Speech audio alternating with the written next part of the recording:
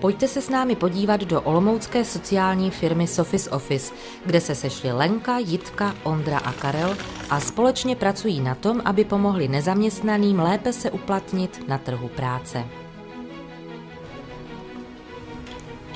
Sophis Office se snaží naplňovat základní principy sociálního podniku, a to sociální, ekonomický a environmentální.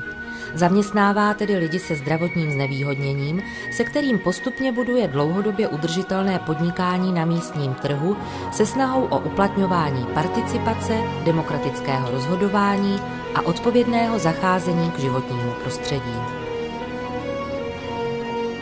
Jsem vedoucí sociální firmy Sophis Office. Naším produktem je točení video CV, což je vlastně takový krátký životopis na videu, který trvá zhruba do 2 minut. A uchazeč o zaměstnání, který si svoje video CV natočí, se může prezentovat svému potenciálnímu zaměstnavateli, představit svoje schopnosti, dovednosti, vzdělání, praxi. Pokud si přijdete natočit svoje video CV, setkáte se nejdříve s naší asistentkou Jitkou. Pokud má klient zájem natočit si své video CV, jednoduše mě zkontaktuje, a to buď na e-mail nebo telefon. Já mu pošlu veškeré pokyny k natáčení, sjednáme s ním schůzku s tím, že vlastně v pokynech dostane, jak se na natáčení připravit, dále vzorový text a vzorové video CV, aby věděl a měl lepší představu, jak bude jeho konečný výsledek vypadat.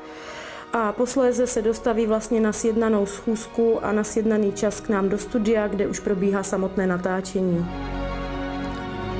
Naši technici Karel a Ondra se postarají o dobrou kvalitu výsledného videoživotopisu. Člověka nasvítíme, nastavíme techniku a pak už je to víceméně práce s tím člověkem. Snažíme se o to, aby se ten člověk tady cítil dobře, aby se mu ta práce líbila, aby odcházel s taky dobrým pocitem, že to nebylo až tak těžké, jak si třeba většina lidí představuje.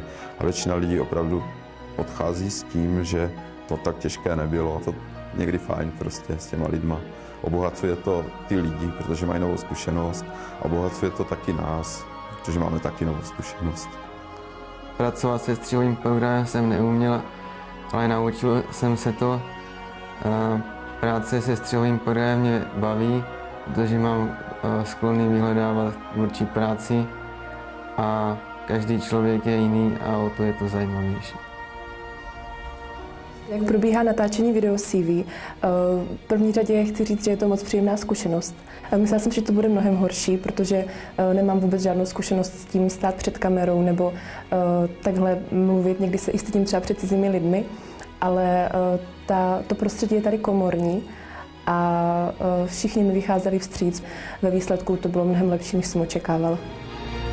Hledáte-li práci a chcete zvýšit svoji šanci na úspěch při jejím získání, kontaktujte firmu Sophis Office a přijďte se zdarma natočit své profesní video CV. Kontakty najdete na našich webových stránkách www.video-cv.cz. Těšíme se na vás.